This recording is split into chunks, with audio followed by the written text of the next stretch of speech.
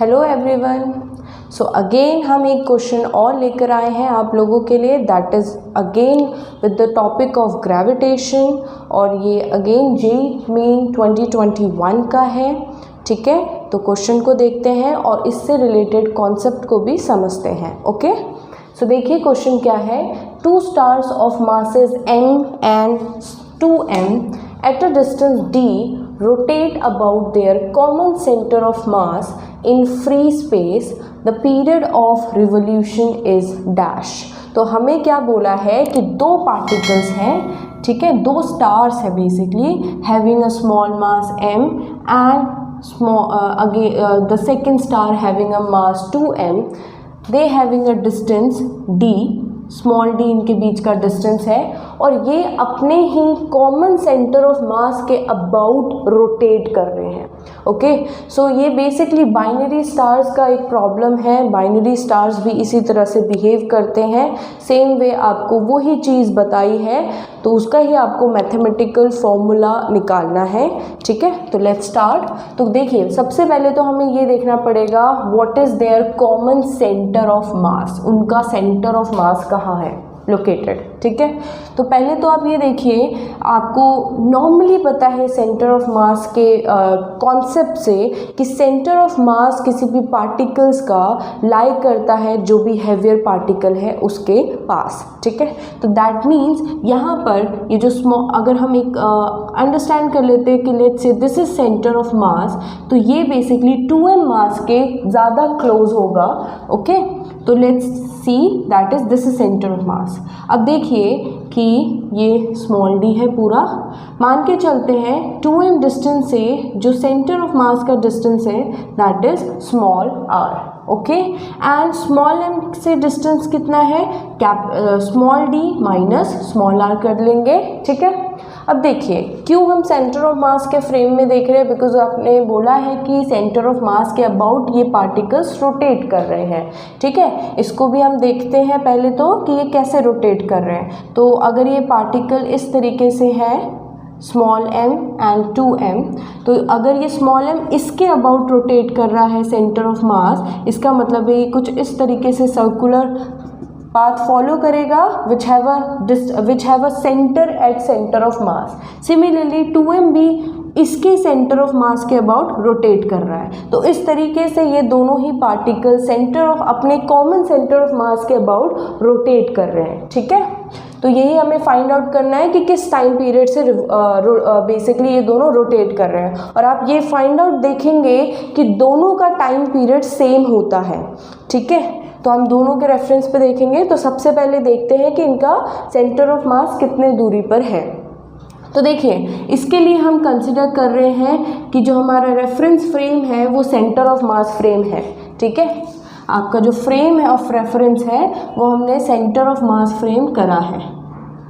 तो centre of mass frame मतलब अगर reference frame he centre of mass frame कर रहा है, इसका मतलब आपको जिस पॉइंट से डिस्टेंस फाइंड आउट करना है वो पॉइंट यहीं पर लोकेटेड है जहाँ पे है सेंटर ऑफ मास। ठीक है, तो ये है ओरिजिन ऑफ रेफरेंस फ्रेम। तो अगर ये ओरिजिन ऑफ रेफरेंस फ्रेम है तो सेंटर ऑफ मास का पोजीशन क्या होगा, that is RCM is nothing but 0। ठीक है, इसको मैं कैपिटल से डिनोट कर देती हूँ। तो दिस सेंटर ऑफ मास का जो डिस्टेंस है वो हो जाएगा 0। क्यों, क्योंकि वो ओरिजिन पे ही लोकेटेड है, क्योंकि हमने उसी को फ्रेम ऑफ रेफरेंस माना है सेंटर ऑफ मास को। ठीक है, तो यहीं से हम पार्टिकल की पोजीशन को फाइंड आउट कर रहे हैं इस पॉइंट से, और क्योंकि सेंटर ऑफ मास फ्रेम में ही आपने ओरिजिन शिफ्ट कर दिया है, that's why RCM is 0।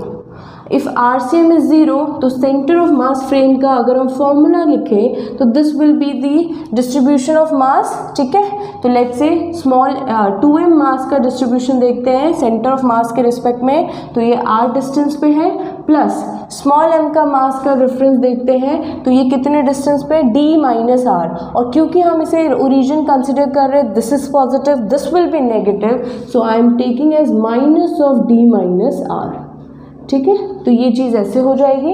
Now put the values, RCM is 0, so 0 will be 2mr plus ये माइनस बाहर ले लेते तो this will be minus small m d minus r।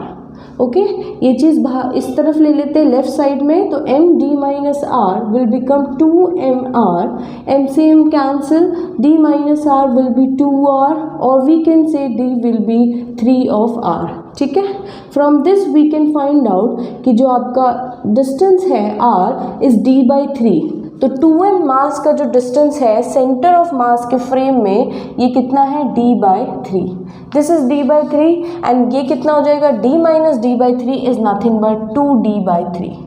ठीक है, तो हमें सेंटर ऑफ मास के रिस्पेक्ट में दोनों पार्टिकल का डिस्टेंस पता चल गया है। ओके नाउ अब हम क्या करेंगे, अब क्योंकि ये रिवॉल्यूट कर रहे हैं, रिवॉल्यूशन घूम रहे हैं किसके अबाउट, सेंटर ऑफ मास के अबाउट, तो हम यहाँ पर सेंट्रीपिटल फोर्स को लगा सकते हैं।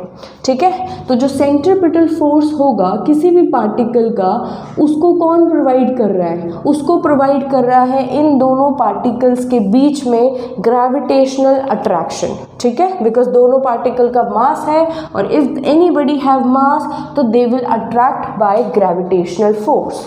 ओके, तो हम सेंट्रीपिटल फोर्स को ग्रेविटेशनल फोर्स के बराबर कर देंगे। तो एक पार्टिकल को कंसिडर करते हैं, उसके फोर्सेस को इक्वेट कर देंगे।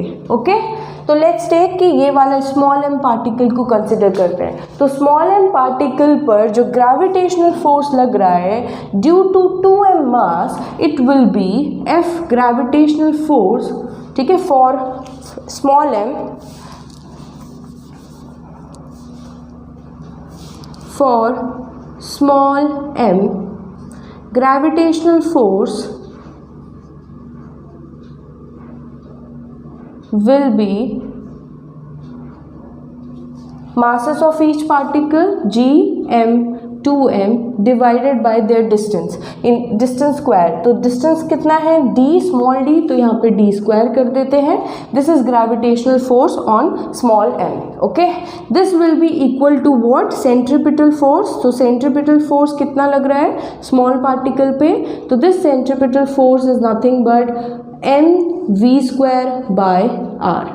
ओके, आर कौन सा डिस्टेंस होगा जिसके अबाउट ये मूव कर रहा है, जिसके सेंटर के अबाउट ये मूव कर रहा है। तो we can take another formula, because हमें यहाँ पीरियड ऑफ रिवोल्यूशन लगाना है, तो हम यहाँ पे m ओमेगा स्क्वायर डिस्टेंस लिखेंगे and this distance is what, this distance is nothing but ये जो स्मॉल m है किसके अबाउट मूव कर रहा है, सेंटर ऑफ मास के फ्रेम के रेफरेंस में, और ये कितना डिस्टेंस है, this will B 2d by 3, तो we will equate this 2d by 3 here. Okay, तो ये जो सेंट्रीपिटल फोर्स है this will basically provided by this gravitational force, तो इन दोनों फोर्सेस को हम इक्वेट करते हैं, तो what will come out to be, so this m omega square 2d by 3, this will be equal to g times 2m square divided by d square। तो cancel कर लेते, स्मॉल m कैंसिल हो जाएगा, small 2 cancel हो जाएगा, so omega square will becomes 3g d, इधर नीचे आ जाएगा d cube, this will B omega square. ठीक है, angular speed of this small m particle जो कि सेंटर ऑफ मास के फ्रेम में, सेंटर ऑफ मास के पॉइंट से के अबाउट रिवॉल्व कर रहा है। Okay, and this is small m also. Okay, now omega को हम ओमेगा लिख देंगे root over 2g by gm by D cube. Okay, and omega is nothing but 2 pi by T. Omega आपका angular speed is nothing but angular displacement upon the time period, that is 2 pi by T. This will come out to be 3gm by D cube. So time period हमें निकालना है, तो this will be 2 pi root over d cube 3g small m। Okay, so this will be the time period of this particle, small m particle about the centre of mass. Now ये चीज़ तो आपको यहाँ से clear हो जाता है, तो for this option A is correct. ठीक है, सेम वे हम 2m के रिस्पेक्ट में भी देख सकते हैं कि ये जो सेंट्रीपिटल फोर्स प्रोवाइड कर रहा है because of this gravitational force, that is also equal, और अगर हम इसको इक्वेट करेंगे तो हम देखेंगे कि टाइम पीरियड उसका भी बराबर आएगा। ठीक है, तो we can just see it clearly. तो 2m के रिस्पेक्ट पे देखिए मास सेंट्रीपिटल फोर्स क्या होगा 2m के रिस्पेक्ट में 2m ओमेगा स्क्वायर ये वाला डिस्टेंस बिकॉज ये सेंटर ऑफ मास से इस रेडियस से मूव कर रहा है which is d/3. This will be equal to the gravitational force between these two, that is m times 2m divided by d square. Okay, small m से small m cancel, so 2 से 2 cancel. You can see omega square is same as gm by d cube, 3gm by d cube, which is same जो आपने small m particle के लिए भी निकाला. ठीक है, तो इससे आपको क्या फाइंड आउट क्या आपको समझ में आया है कि जब दो पार्टिकल्स सेम अपने कॉमन सेंटर ऑफ मास के अबाउट रिवॉल्व करते हैं तो उनका टाइम पीरियड सेम होता है but they do not have same speed and same distance because वो दोनों ही अलग अलग ऑर्बिट पे रिवॉल्व कर रहे हैं. Okay, they are revolving at different orbit but they have common centre of mass. Okay, so I hope so this point is clear to you. Okay, thank you.